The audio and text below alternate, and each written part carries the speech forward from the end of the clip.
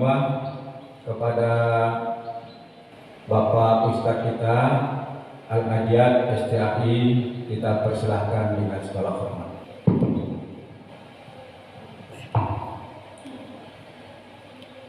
Bismillahirrahmanirrahim. Assalamualaikum warahmatullahi wabarakatuh.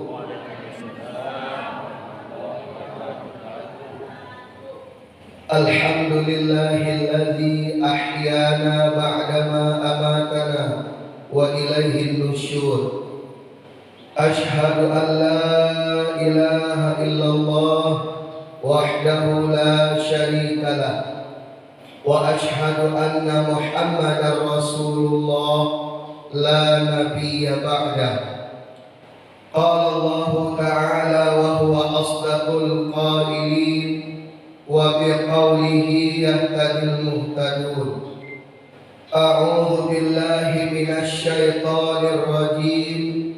Bismillahirrahmanirrahim.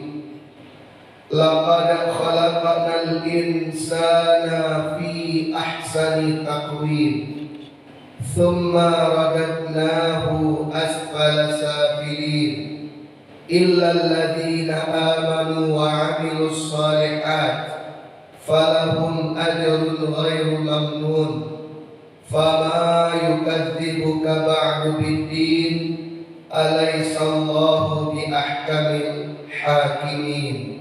Shadaqallahul azim. Bapak-bapak dan ibu-ibu jamaah subuh Masjid Darussalam Pamancungan rahimakumullah. Kita bersyukur kepada Allah terlebih dahulu karena pagi ini dapat melangkahkan kaki, mengayunkan tangan ke masjid yang kita cintai ini untuk beribadah, yakni mengerjakan sholat subuh secara berjamaah yang baru saja selesai kita lakukan. Mari kita landasi semua amal ibadah yang kita lakukan dengan niat yang ikhlas sehingga ibadah ini diterima oleh Allah. Amin ya rabbal alamin. Kemudian salam dan salawat kita kirimkan kepada junjungan alam Nabi besar Muhammad sallallahu alaihi wasallam. Allahumma salli ala sayyidina Muhammad wa ala ali sayyidina Muhammad. Ibu-ibu dan bapak-bapak jamaah subuh rahimakumullah. Pada kesempatan subuh kali ini, judul tausiah subuh yang akan saya sampaikan adalah ibadah puasa menjaga kemuliaan insan. Ibu dan bapak jemaah yang berbahagia, di dalam buku teologi Islam yang ditulis oleh Yusuf Syu'aib, saya pernah membaca bahwa kita manusia ini adalah makhluk yang diciptakan oleh Allah dalam bentuk yang paling sempurna sekaligus derajat yang paling mulia. Kesempurnaan ciptaan Allah pada diri kita sekaligus itu merupakan tanda kebesaran Allah. Dalam ayat lain Allah menyuruh kita untuk memperhatikan tanda-tanda kebesarannya itu yang ada pada diri kita. Sebagaimana sebuah ayat yang berbunyi wa fi anfusikum afala tubsirun. Di dalam dirimu sendiri ada tanda kebesaran Allah, maka tidakkah kamu memperhatikannya, kata Allah. Bapak-bapak, ibu jemaah yang dimuliakan Allah, mari kita ambil beberapa contoh betapa hebatnya Allah menciptakan kita manusia ini dalam bentuk tubuh yang paling ideal atau yang paling sempurna. Contoh yang pertama, Bapak dan Ibu, Allah ciptakan kita memiliki gigi di mulut, memiliki kuku di jari, baik jari tangan maupun jari kaki. Kata ahli-ahli kesehatan, kuku dan gigi itu zatnya sama, Pak, yakni sejenis tulang. Tapi walaupun zatnya sama, Bapak Ibu, alhamdulillah, hanya kuku di jari dan tambah panjang, gigi dimuncul tidak banyak panjang, Bapak. Kok berandai-andai lah Bapak Ibu, bisa panjang gigi dimuncul kok, tangkah kuku di jari, dan zatnya sama-sama tulang. Kalau dia memotong gigi bantu Allah terkira. Nauzubillah, summa nauzubillah. Tapi alhamdulillah Allah menciptakan kita fi ahsani taqwim. Subhanallah. Allah ciptakan kita memiliki rambut di kepala, memiliki bulu mata dan alis mata. Laki-laki ada kumis dan jenggot. Semua yang saya sebutkan itu zatnya sama, sejenis bulu atau rambut. Bahkan tempat tumbuhnya sama, semuanya di kepala, rambut, alis mata, bulu mata, kumis, jenggot, semuanya zatnya sama. Tapi walaupun zatnya sama, alhamdulillah, hanya rambut di kepala yang bertambah panjang, alis mata di bulu mata lain yang bertambah panjang. Bapak Ibu, kok bertambah panjang dulu lah alis mata di bulu mata? Apakah rambut di kepala? Kalau dia memotong alis di bulu mata, bantu Allah berkira. Tapi nama cari awak, nama Tuhan tu ialah memberi. Tapi Allah menciptakan kita fi ahsani taqwim. Subhanallah. Allah dia kita hidung untuk barang melalui lubang hidung kedua masuk udara ke dalam paru-paru. Dengan adanya hidung, lubangnya diarahkan di awal ke bawah. Akhirnya supaya kita tak payah pada ketika hujan. Ada yang kata lubang hidung aku kakek betul. Aku hujan hari amalan untuk ngerepot nawak menutup hidung supaya kemasukan air hujan. Tapi Allah mendesain bentuk kita ini dalam bentuk yang paling sempurna. Itulah yang dikatakan oleh Allah dalam ayat tadi.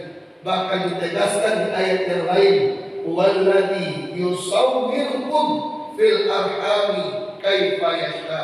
Dialah Allah yang mendesain, yang merancang bentuk wajahmu menurut kehendaknya. Oleh karena itu Bapak Ibu, kok baca ini awak di kaca, nampak bayangan kita di dalam cermin itu kaca tadi. Anak rancak dan mati kerancaan, yang gagah dan mati kegantengan. Tapi pujilah Allah dengan membaca doa, Allahumma kama ahsanta khalqi fahassin khuluqi. Ya Allah, sebagaimana telah Engkau baikkan bentukku, maka baikkan pula perangaiku, dan bantu senerancak perangai ciptaan. Kok dapat bantu gagah, bantu rancak perangai elok, iman beribadah taat para rancaknya. Nampak yang malang apa yang Bapak Ibu bantu guru perangai guru hati busuk utak patak sembahyang pemanen. Bantu itu. Nauzubillah, summa nauzubillah. Kama kali campaan seperti itu.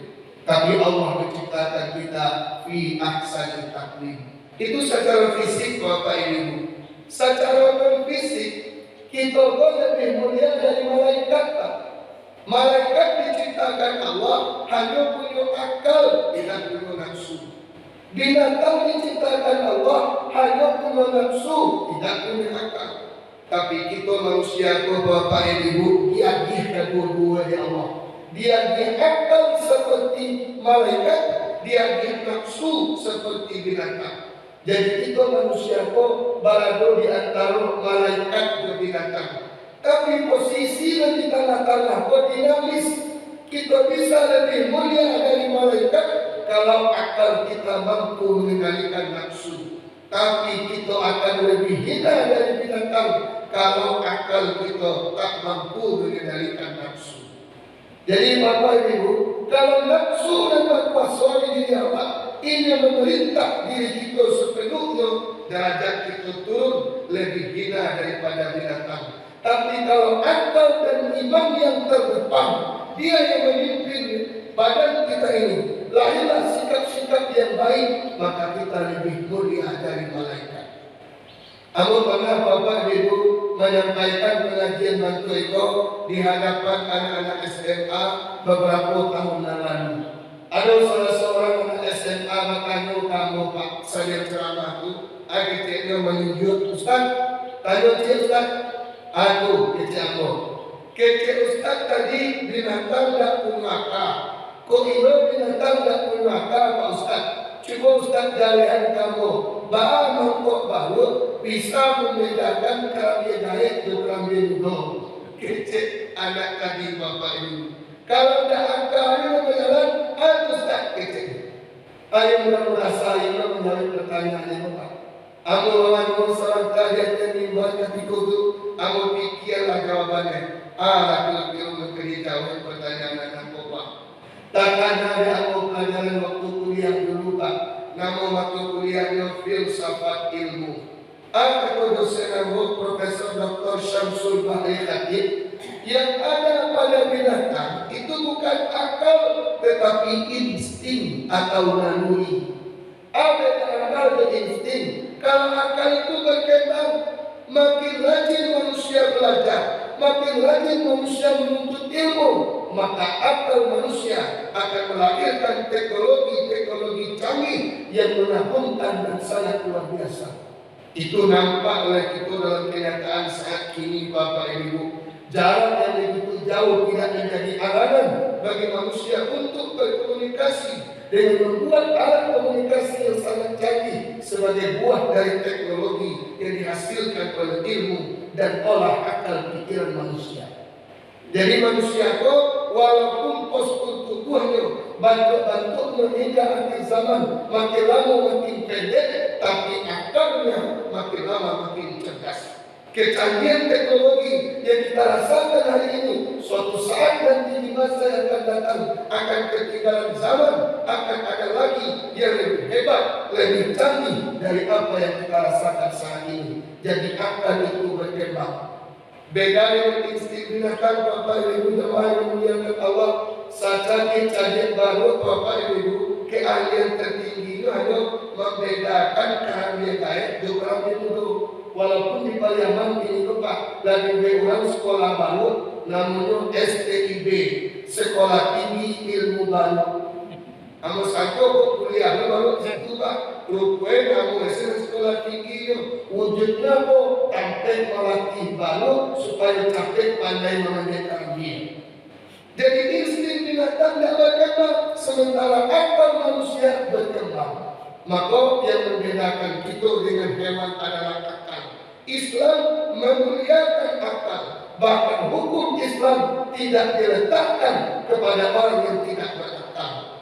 Kata ahli-ahli hukum Islam Bapak Ibu, ad-dinu lil aqil la dina liman la aqla lahu. Agama itu hanya untuk orang yang berakal sehat. Tak ada kewajiban beragama bila akal tak berfungsi.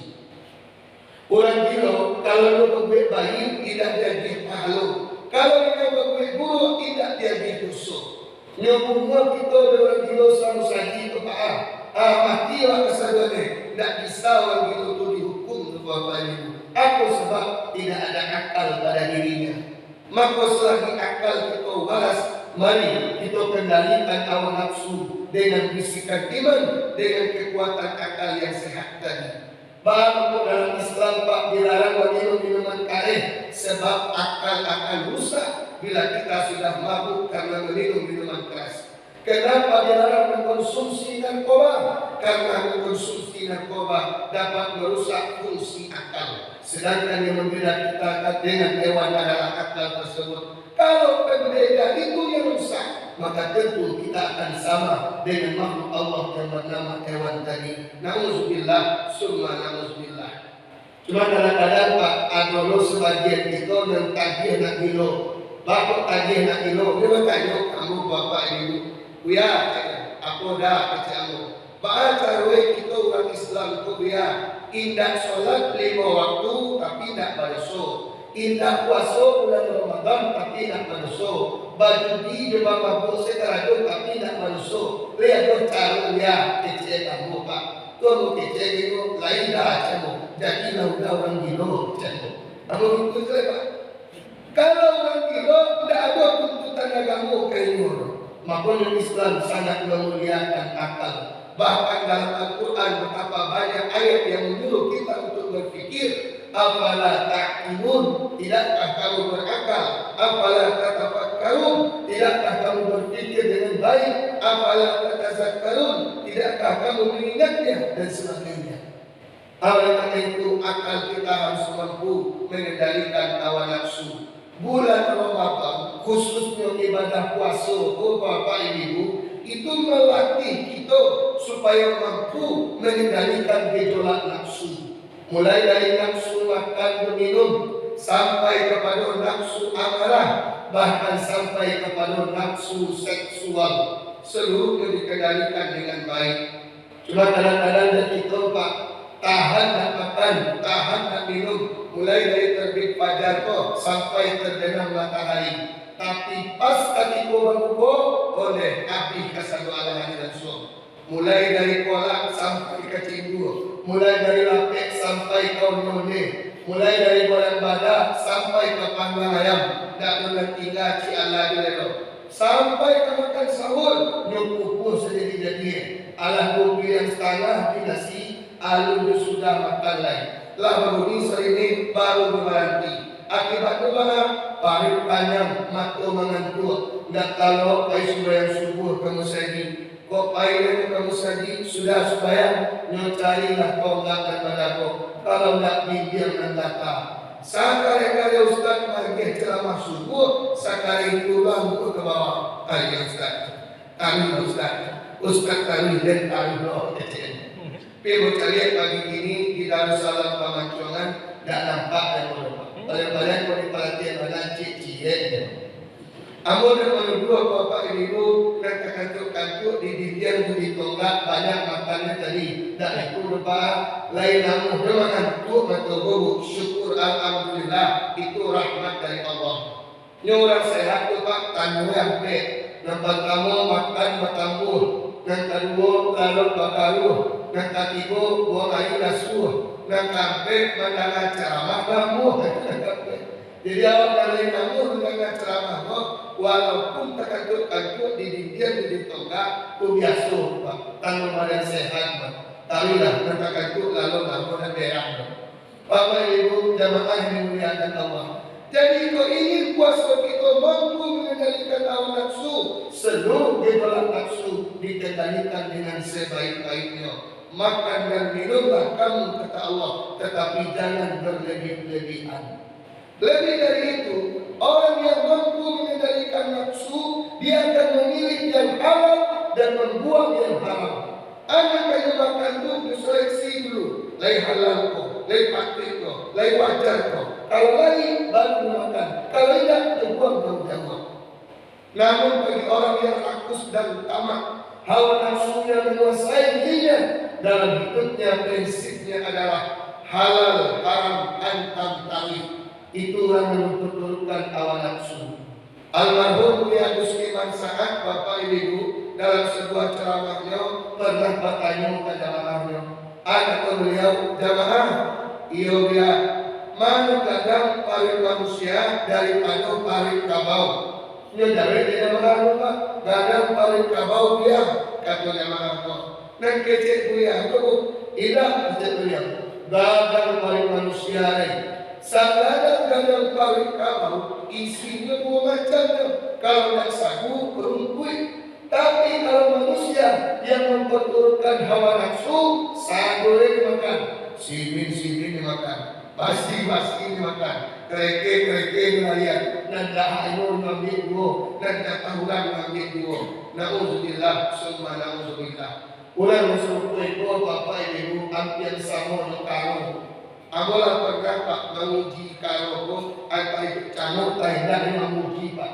Ketika kau pergi jalan-jalan kabur menjalan sampai di bumi lewat dari kabur seketik dan banyak tahu turun dari teruki ke tepi langit.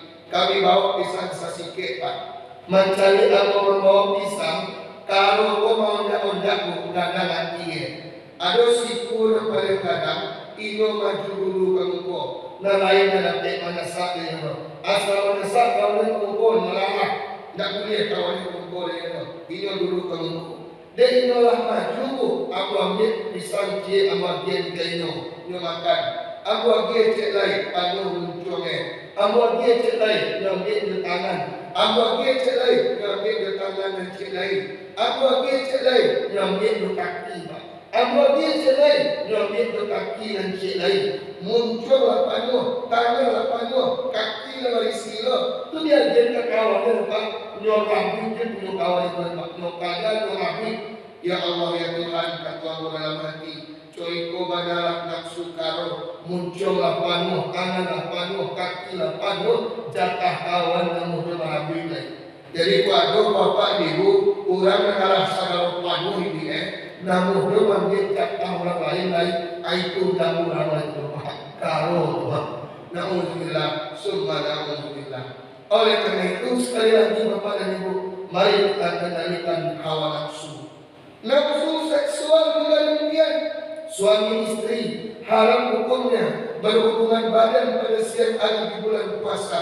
Kalau ada yang melanggar larangan ini, dendanya sangat berat, yaitu puasa 2 bulan berturut-turut. Jangankan melakukan hubungan badan, bermesraan saja suami istri di bulan puasa pada siang hari hukumnya makruh, sebaiknya ditinggalkan agar puasa jangan rusak. Ya kalau suami istri saja Bapak Ibu, itu ketatnya dalam Islam. Maka sangat jelek yang lalu suami istri yang baru sebatas suka sama suka, kalau mereka bermesraan di saat berpuasa, maka haramlah hukumnya, berdosalah ia dan rusaklah ibadah puasanya. Kadang-kadang yang mudah-mudi ikut dan merupakan Bapak Ibu hidup puasa kecil itu kedua-duanya, tapi bawa bulan puasa ini mudi siang hari pagi hari itu kalau kena pinggang lagi. Lalu sampai kudu pagi yang teratui. Laki-laki itu mencari kesempatan dalam kesempitan. Tidak ada lubang orang yang tidak itu swasta. Kalau bentuk model di bulan puasa, aku yakin akan bangkit nafsu di antara keduanya yang mengakibatkan puasanya rusak.